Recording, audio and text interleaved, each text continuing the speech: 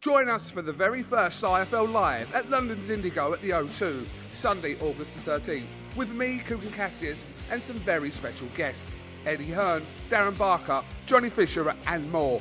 Tickets now on sale. So in the words of Eddie Hearn, you get up, you dress up, and you fucking show up. hello and welcome to Raw, the Fight Within podcast with me, KUGAN CASSIUS. This week, an old IFL favourite from many years ago. Yeah. Mr. Daniel Riley, aka Dapper Laughs. Yeah. How are you, mate? Oh, good, man. It's good to be back. I've been on the IFL a couple of times when I boxed back in the day at a couple of events and stuff like that. Your boys with the cameras jumping up. Yeah, it's good to be back. I know. You've been in your field and industry a long time. You're still here as well. Yeah, only just. You sound surprised, mate. I ain't surprised. Listen, we'll talk about your ups and downs, but you're still here. Yeah. You're still relevant in your field. That's a test of time, isn't it? It really is, mate, especially when everyone with a camera phone's a fucking comedian. Can I swear? Yeah, absolutely. Yeah, everyone with a camera phone's a comedian now, or an influencer, or creating comedy or content. It is tricky to stay relevant, especially when you're pushing nearly 40. But yeah, I'm here. Okay. All right, we're going to start really easy into this and then Yeah. we'll see how this conversation goes. Dan, what was your first ever memories of boxing just as a fan? When I think back on my childhood and the first thing that got me excited about boxing, it was Prince Nazim. Prince Nazim, 100%. I was young. Me and my dad used to stay up and watch the fights. He used to get really pissed off paying for them because they were always over really quick. But yeah, the spectacular entrances, knockouts and performances of Prince Nazim. Yeah, I mean, that's a question I'm always interested, especially with fighters, about who they used to kind of just began watching, but just as fans, which is what me and you are. Yeah. It was always the same for me. It was always Prince Nassim Hamid. Kawasaki. Yeah, well, yeah, but with Naz, he was the first ever boxer that I ever watched. Yeah, because I think that we didn't have social media and like viral clips and stuff like that, so all the exciting stuff had to grab you was on TV, wasn't it? And to stand out, I mean, he was wild, wasn't he? And he was great fun, and he was always exciting. So yeah, everyone wanted to be him when we were younger. Do you remember the first ever fight you went to? Like as a fan? Oh God, first ever fight I went to. I can't remember. It was probably late on. I only started going to fights quite late on. So I don't know. No, I can't remember. I've been to so many, but that's the honest truth. I can't remember. It's a question that I ask a lot of people, and I don't know the answer. Like for myself, I don't know exactly what was the first ever fight. I think if it was a massive fight, you'd remember it. If that makes sense. I watched a lot of fighters. I can't remember. Probably because majority of the time I've been at boxing, I've been smashed. So I've got no idea. Fair enough. Obviously, this is a question that I do relate to fighters more so, to ask if they kind of weren't, or not just fighters, but kind of promoters or managers, etc., if they weren't involved in the industry of boxing, what do they think they'd be doing? So I'll kind of adapt it to you that if that element of comedy hadn't been in your life, what do you like to think that you would be doing? Oh my God, that's such a crazy question. But probably, do you know what? Oh God, I don't know. Selling weed? No, probably sales, probably, mate. So probably some form of. I was always like a bit of an entrepreneur before I got into this. I had my own estate agency, and I sold that when I become Dapper Laughs. So probably some form of sales business, something like that. But I would have loved to have been a boxer as well, because I tried boxing years ago, and I was never no good at it. So it was a real short thing. Now I'm doing it like fucking. It's keeping me sober. I'm boxing it all the time, constantly. So that would be a nice thought, but I couldn't live that lifestyle. But yeah, probably sales. Is that where the whole Kid Frankie thing comes from a little bit? Yeah, well, Kid Frankie was based on me as a child, really. Kid Frankie is he's like, for those of you that ain't seen it, he's one of the Snapchat filters, and it's a 5-year-old kid that shot sweets, sells sweets at school. But that's what I used to do. But I used to tell my mum I used to buy and sell seats, but I used to rob them and sell them at school and stuff like that. I was a little bit of a naughty kid. But yeah, that's where it comes from. Well, I think you're the first person to say that, you know, if you weren't kind of in the field that you're in, you'd like to have kind of possibly have done boxing. I mean, you've got probably snippets, not the full version of exactly how difficult it is to become and make a living out of boxing, but you've kind of delved in and out to kind of get a little wind of it. I'll tell you the honest truth. My love for boxing, for actually boxing, sort of coincides with my love for drinking and session. And I'm sober now, so I'm boxing. I've been boxing solid for 8 months, every like Monday to Saturday for 8 months solid. So you know what I mean. I'm sparring 3 times a week, and I take Sundays off. And I used to dip in and out of it because once I started drinking, you can't drink and sesh and even attempt to come down here and especially spar, but box. The level of fitness in it is obscene. But now when I do it, I look back and think, oh God, when I look at my pal's kids, I've got a good pal of mine, he's got a couple of boys that box, and I think, oh, if I'd started at that age, it's just so hard and so brilliant that, you know, you have to be I just think it just makes, it would just be epic, do you know what I mean? I think it's brilliant. Did you ever get into altercations as a kid? Was you into fights? Yeah, I used to scrap. Remember one that sort of stood out or anything? No, mate, I couldn't fight. I always got myself in fights a lot. I used to get beaten up. My mouth used to get me in fights. You know, I always used to have this sort of attitude that if I say something funny before I get knocked out, then hopefully the lads, when that geezer that knocked me out is telling the story, their mates would be like, yeah, but did you hear what he said? Do you know what I mean? So I was never scared of a scrap, but I was never any good at it. But I can have a tear up now, I think, yeah. Okay.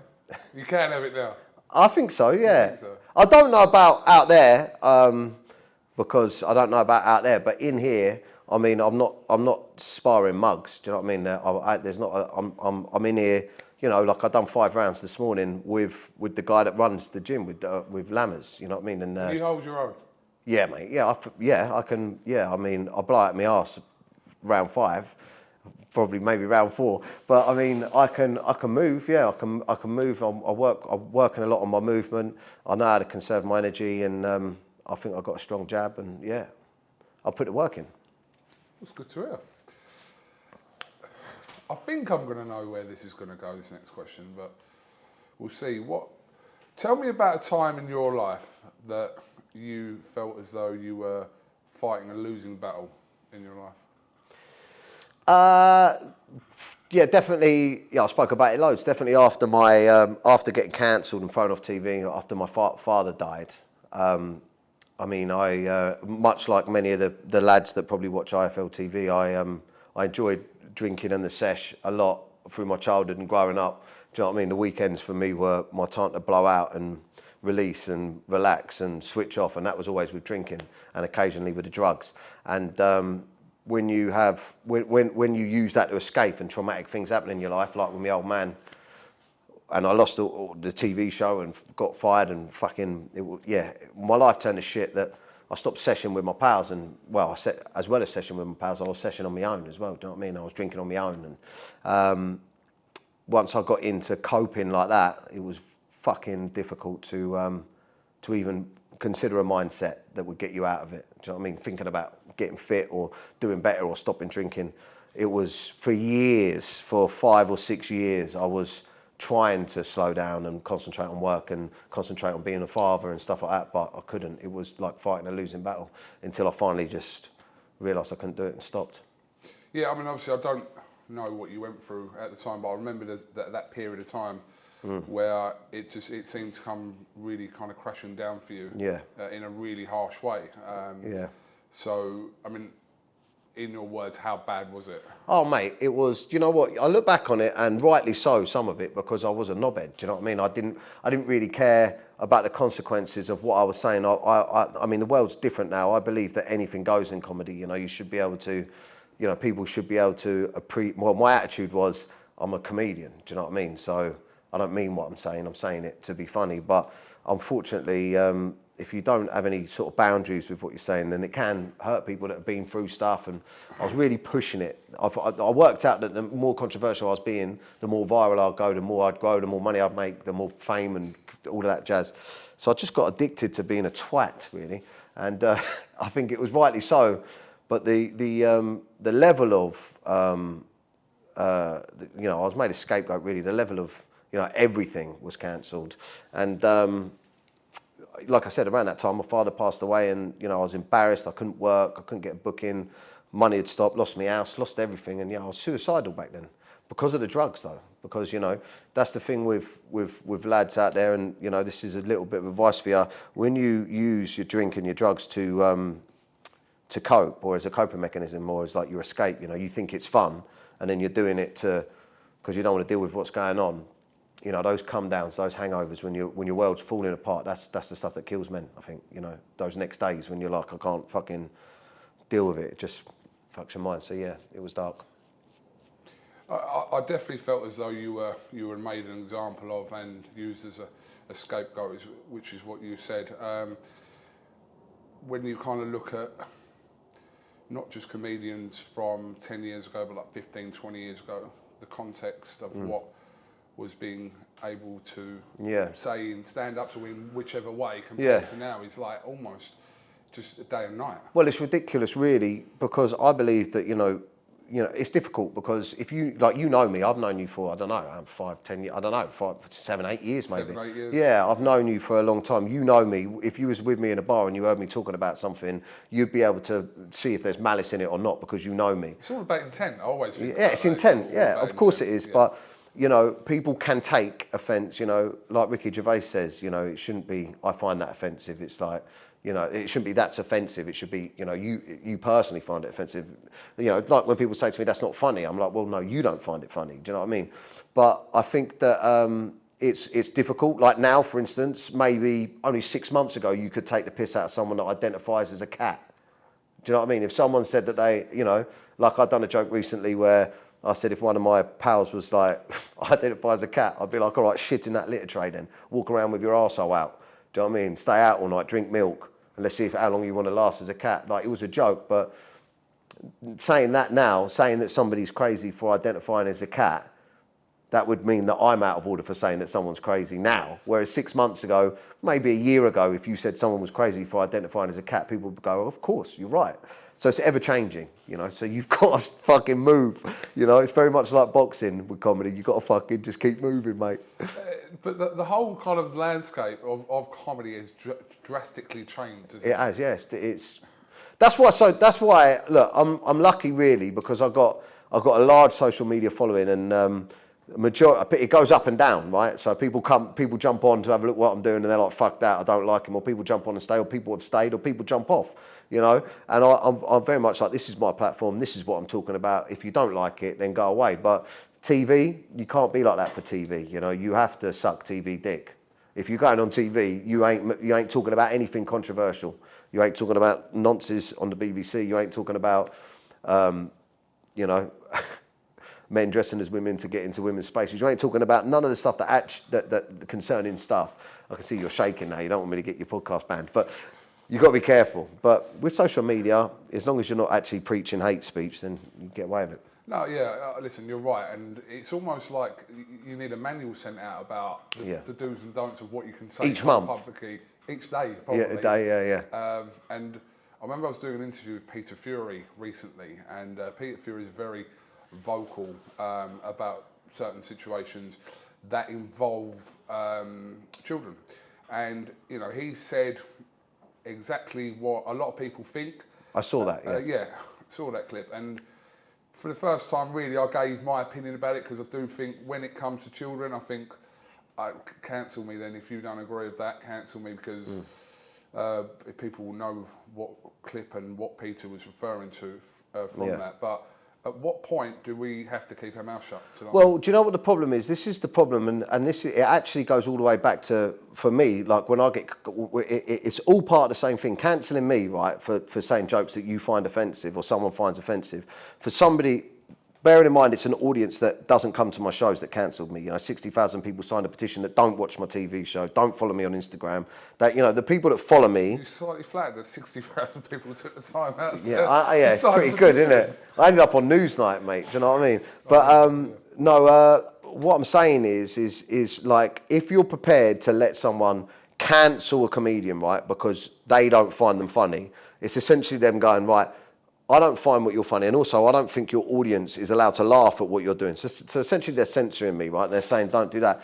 It's very similar. Once you allow people to do that, you can also allow people then later on to go, for instance, me saying, I don't think that, our children should be allowed to identify as cats at school. The school shouldn't say, all right, if you identify as a cat, class, can we make sure that we refer to this student as a cat? If you go, well, hold on a second, I don't want my kids thinking it's okay to just identify as a cat or whatever, and they go, no, you can't have that opinion, then essentially what you're doing is you're just allowing whatever the trendy or you're allowing whatever the woke culture is to just seep through, and then the next thing you're losing control, aren't you? You should be allowed to. 100%. When it comes to children, you should be able to say no. I don't want that. And I think it's very much like, this is the big thing. Don't say that, it's offensive, and you're a bigot, right? That's the big one that I get. You're a bigot, right? So I done one the other day I put a video up about a trans man that was in the women's toilets, and a woman was filming him, and he had an erection, right? He had a dress on, but he had an erection, and he was in the women's toilets, right? And I was like, well, that's not very ladylike of this person to be, but I was taking the piss out of it, right? Because I was saying, this, if you can just identify as a woman and you can go into a lady's toilets, then that worries me for my daughters. I've got young daughters, right? Just for context, I'm not just out here having a go. I've got young daughters, and I do stand outside the toilets when my daughters go in. One's 4 and one's 6. And it concerns me that if a man in a dress wanted to... Now, if you go through the transition, and we're going off on this now, but if you go through the transition and you're transgender and you've had it, if you've still got Willie, I don't think you should be in a woman's toilet. That's my opinion. But that makes me a bigot. And that's where the danger is, because if you start saying he's a bigot, he's out of order, he's transphobic, oh shit, so I'm not allowed to have an opinion, then they can just do whatever they want. It's scary times, mate. It is scary times. But I said to you, my original thing I said, when it comes to children, and when you're making reference to, obviously, the possibility of that happening with your own daughters. I've got a 2-year-old daughter. Absolutely, you should be able to. And as soon as you start thinking, oh, I can't say that because it's going to offend someone, then and I enjoy stop that. I enjoy talking about it. I enjoy using my platform to talk about it. I think we should. What are now, nearly 40 years of... 39 last month, yeah. What are the everyday battles for... Let's start for Daniel first of all, and then for Dapper. What are the everyday battles? I have a serious battle every day with I don't know if mental health is the right word for it, with my overthinking, with my negative thinking. I'm an addict. I've come to the realization that when I start drinking, or if I was to start session again or drinking, that would become my main priority, and I've come to peace with that. So everything sort of is a bit of a battle for me at the first part of the day, because I actually wake up, and I don't know how many other people are like this, in kind of a negative mindset. It's like I've thought about everything overnight when I've slept, and I wake up in worry, and the thought of the day can be a little bit stressful, a little bit worrying. And my main battle is understanding my thoughts, and I'm really in tune with it now. Sobriety has given me the clarity to understand when my mind is going in little thought loops and taking me in the wrong direction. That's why every morning I'm down here at 5:30 boxing, to just fucking calm it down and get that natural dopamine. So, is Dapper Laughs an alter ego of yours? Dapper Laughs was an alter ego, yeah, back in the day. Now it's just the name, my social media handles. Do you know what I mean? I've got many different characters, as you know. I've got Dapper Laughs was created when Vine was created. Remember Vine? I remember Vine, yeah. So when I was doing the Vines back then. Rest in peace, Vine. Yeah, I know. I miss Vine, man. And Dapper Laughs was like an exaggerated, blown up version of me when I was 21. Yeah. Do you know what I mean? It was about pulling birds, drinking, shagging, and it was Dapper Laughs was like emphasising how fucking ridiculous lad culture was. Do you know what I mean? Like I loved like extreme lad culture, you know, showing how, because like Dapper Laughs would always be trying to chat up a bird, but always losing. Yeah. So I thought the joke was always on Dapper Laughs, you know, and for me it was just jokes, they were gags, but for the feminists they were, they sort of symbolised everything that was wrong with lad culture. Yeah. How emotional are you as a person? I mean, when was the last time you had to fight back any tears? Do you fight them back? Are you? Yeah, I cried yesterday, mate, on a podcast. I'm fucking crying all the time. That's the danger. Again, I keep on harping on about it, but that's the danger with sobriety, because I used to drink, you know, a couple of times a week and then all weekend, and you don't feel anything. Do you know what I mean? When you're drinking, you're either hungover or you're drinking. And now the clarity of everything, I can't escape any situation. I can't escape. If I'm upset with the missus, I used to be like, oh, fuck off then and go to the pub. If, you know, something bad had happened, if I was stressed, if I had a good day or if I was celebrating something, it was always drink. Now I feel everything. But I'm really in tune with it. I'm really in tune, and I enjoy a good cry. I like to have a good cry, man. It's like, it just cleanses me. I'm turning into one of them fucking sober gurus tonight. Are you still having to fight demons? Yeah, mate. Yeah, I always want to sesh every time the sun's out, mate. And the sun's out, and yeah, I feel like the elephant in the room in my life. I feel like I'm the only person that can't enjoy themselves with a drink and a bit of packet and that. But I love being a good person, a good father. I love being a good dad. And my missus was unhappy for many, many years. She stuck with me, but I was, you know, I thought I could throw money at her, a nice house and a nice car and all that. And, you know, I'm being a good dad. But like now, what I put out on social media really honestly matches what's going on behind the scenes. Do you know what I mean? Like I used to be like all nice videos and that with my family, and then I'll be fucking off down the pub, or, you know, coming back hungover, or giving the kids an iPad at the weekend, or fucking snapping at the missus and just being an arsehole. So the demons are there, but they're not what, like I've gone through the whole decision making process. I'm 8 months sober now. I mean, it's always scary, but the alternative is so much better. Like genuinely happy, and like I said, I'm genuinely actually a good partner and a good father. So what was the turning point in 8 months? Why? I hit a bit of a rock bottom. I went sober last year for the wrong reasons, really, just to keep my missus happy, because when I was hungover and we were arguing and stuff like that, and I'd like make a bit of progress in work and then I'd get smashed, you know, I'd lose days and weeks, and I was complaining about depression and anxiety. You know what I mean? I was saying that I was depressed and but I was on a fucking come down, and you know what I mean? I was like, I suffer with depression, I suffer with anxiety. But when I went sober, I realised, you know, once I started eating right and going to the gym and getting fit and not drinking, everything became better. But then I thought I'd mastered it. So come to Christmas and I was like, I'm going to come back for a few beers and I'm going to be all right. And then this was the scary part, because it happened quicker. I was straight back on the session. We were arguing more intense, and I didn't give a fuck. I'd proper press the fuck you button. And one day she was just like, I've had enough of this. Like, that is it. Do you know what I mean? And I was like, wow, that happened fast. And then I realised, you got a problem, mate. So from that moment forward, I just changed my mindset and was like, right, it's now my mission to just become free from that. Do you know what I mean? And once I got my head into it, it was all right. It's like just comparing, you know, what do you want? A happy marriage and kids and a nice family, or to be on a smash? It's easy when you put it like that. Have you come close to a blip? Yeah, only a couple of times. My missus was away, the sun was out, my mates were at the pub, and I thought, who would know? But then I've just fast forward to how I'd feel. But yeah, it's tough, man. It ain't for the. It's so rewarding, but it ain't for the. It ain't for the. You know, it ain't unless you're prepared to really change your mindset. I've lost a lot of friends. You know what I mean? I've lost a lot of social. You know, my whole lifestyle's changed. Who's got your corner in life? You obviously got your kids, and you fight for your kids and your missus, etc. Who's got your back? Like whatever's going on, is it your missus? Oh, it's got to be my wife, yeah, because I mean, I don't get me wrong. I've got good friends, and there's a few key people. there's a few key people that always reach out for me. You know, like Chazza reaches out for me, and I go and spar with him. Kirk Norcross is a good lad. He's gone on a similar journey to me, and he's really overcome his demons.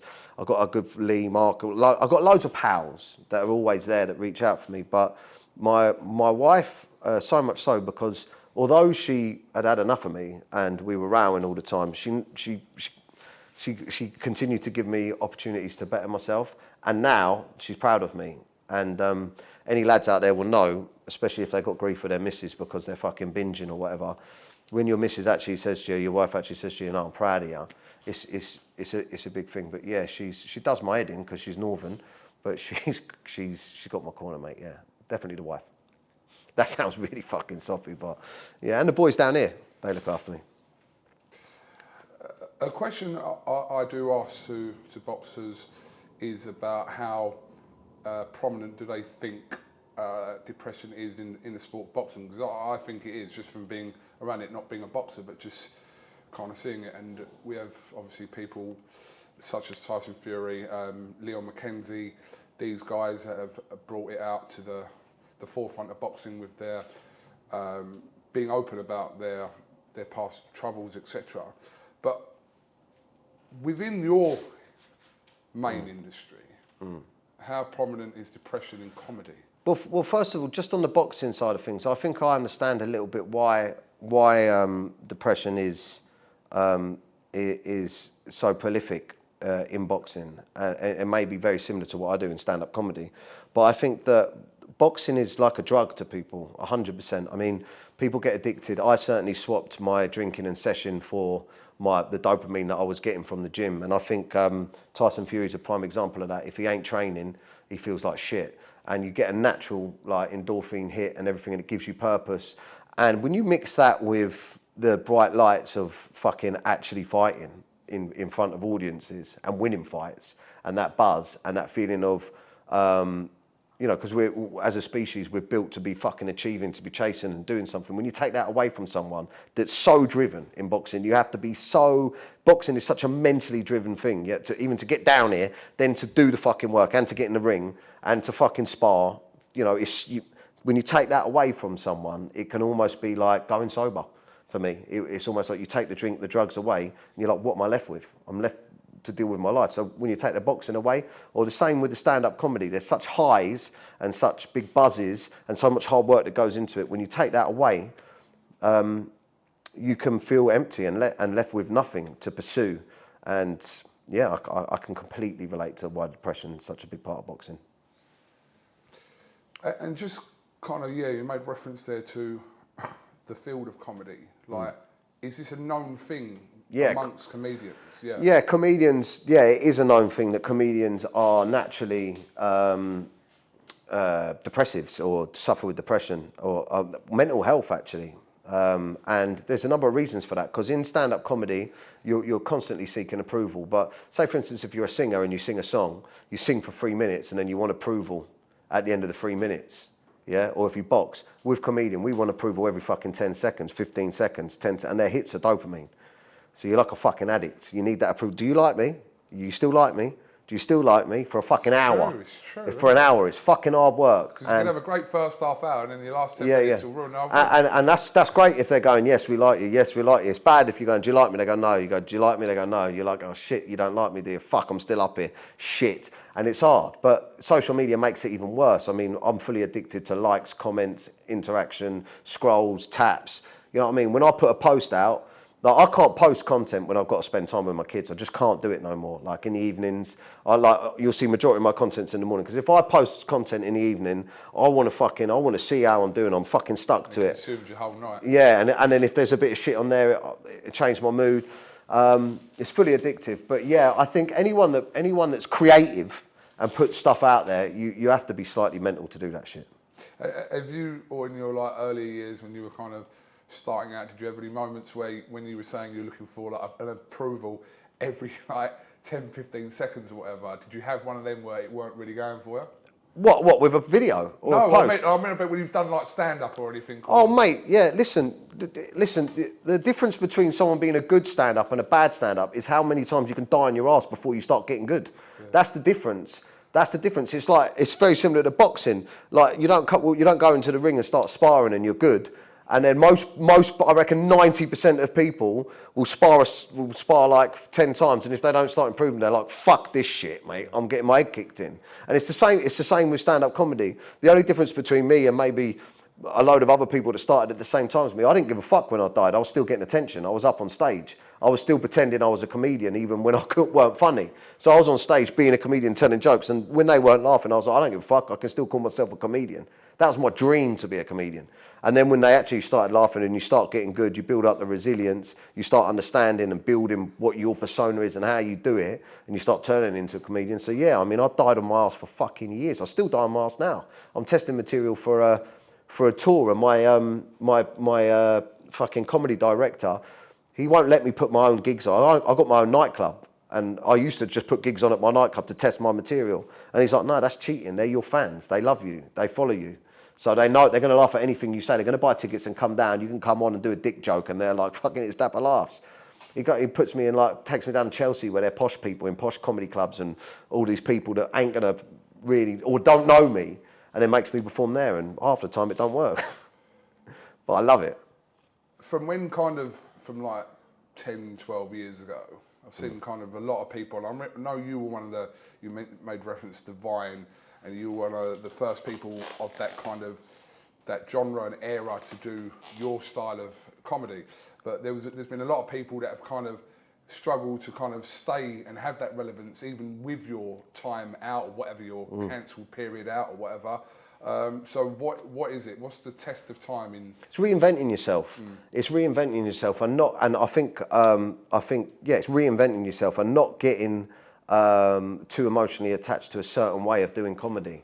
Do you know what I mean? Like, I get bored very quickly with like Kid Frankie, for instance. People love Kid Frankie. It's got its own fucking following. But I haven't done Kid Frankie video in quite a long time, and I don't do them all the time. I do them every now and then, you know. If there's something that I don't try and make content for that character. If something grabs me, I will, because I don't want to oversaturate it. And like, I went through a phase of doing computer gaming content, taking the piss out of all them guys with a guy called the Squadron Leader. I don't know if you ever saw that guy. And then, you know, making new characters.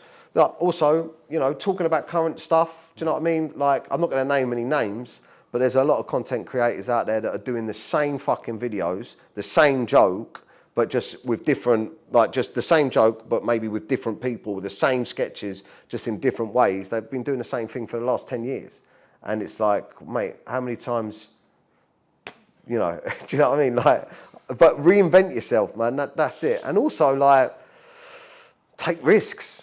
You know, I take risks. I mean, social media is one part of what I do, but it's certainly the most fun because I don't really give a fuck. Do you know what I mean? You've got to take risks. What, if you could, if you could go back in time, what does a 39-year-old Daniel Riley say to a 20-year-old Daniel Riley?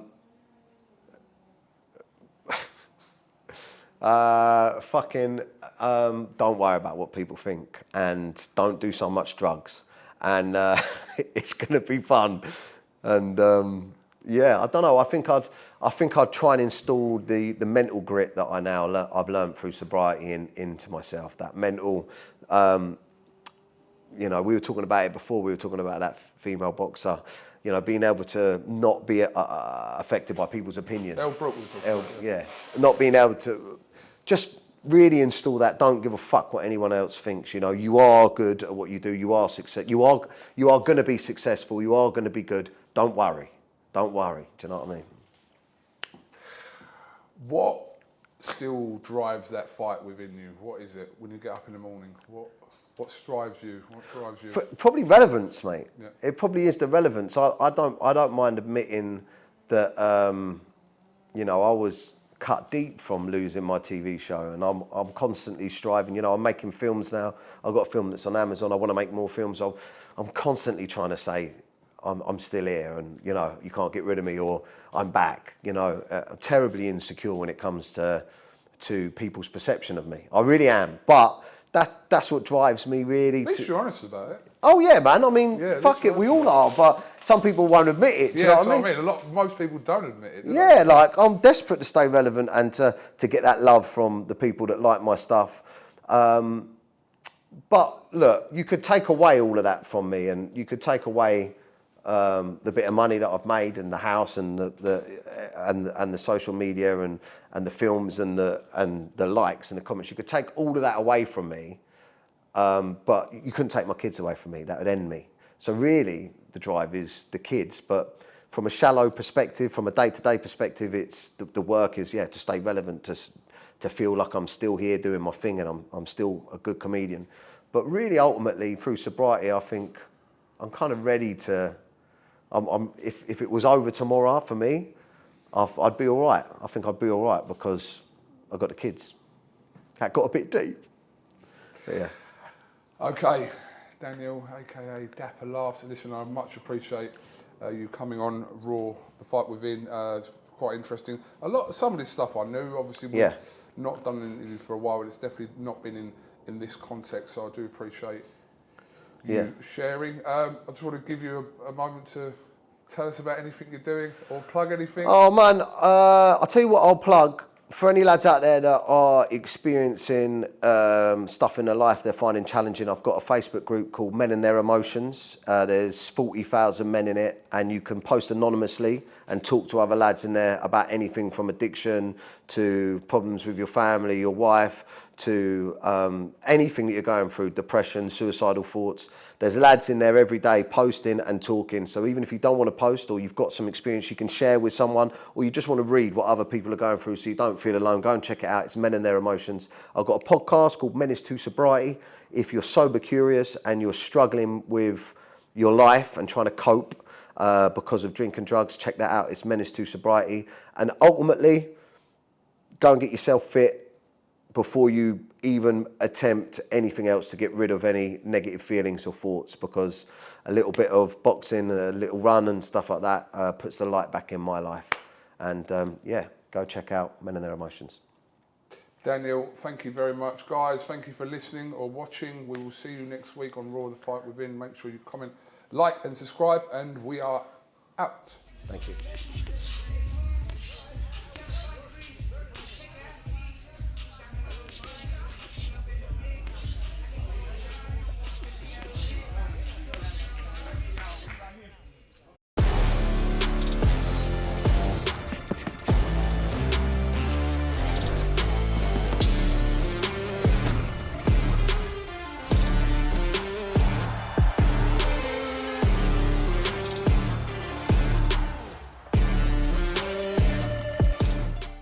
Join us for the very first IFL Live at London's Indigo at the O2, Sunday, August the 13th, with me, KUGAN CASSIUS, and some very special guests, Eddie Hearn, Darren Barker, Johnny Fisher, and more. Tickets now on sale. So in the words of Eddie Hearn, You get up, you dress up, and you fucking show up.